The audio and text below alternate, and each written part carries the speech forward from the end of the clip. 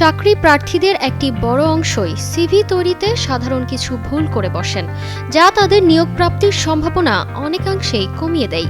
সবার আগে প্রাসঙ্গিকতা, পেশাদারিত্ব ও নির্ভুল উপস্থাপন, এই তিনটি বিষয়ে নজর দেওয়া জরুরি। সিভিতে ব্যক্তিগত তথ্য, শিক্ষাগত যোগ্যতা, অভিজ্ঞতা, দক্ষতা, পুরস্কার ও ভাষাজ্ঞান স্পষ্টভাবে এবং নির্দিষ্ট বিন্যাসে উপস্থাপন করতে হবে।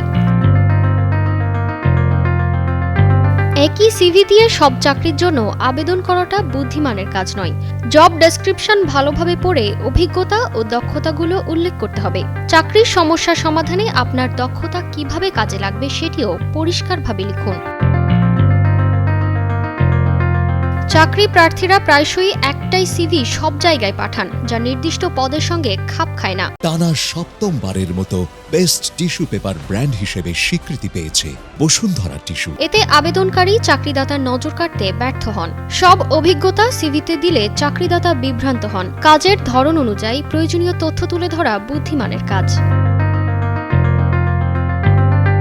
সিভির সঙ্গে শক্তিশালী কভার লেটার না থাকলে আবেদনকারীর উদ্দেশ্য স্পষ্ট হয় না। ভুল ফোন নম্বর, অব্যবহৃত ইমেল কিংবা শিশুসুলভ আইডি প্রার্থী সম্পর্কে নেতিবাচক ধারণা তৈরি করে। একটি সিভিতে একটি মাত্র বানান ভুলও প্রার্থীর গুরুত্ব কমিয়ে দিতে পারে। প্রুফ রিড করা, গ্রামার চেক টুল ব্যবহার এবং অফিস উপযোগী পাসপোর্ট সাইজ ছবি সংযুক্ত করাই যথার্থ।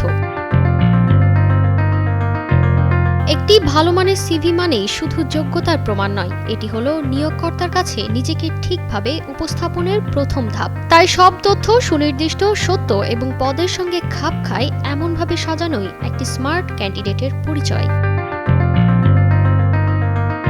তারতিবা ফারুহি, কালের কণ্ঠ।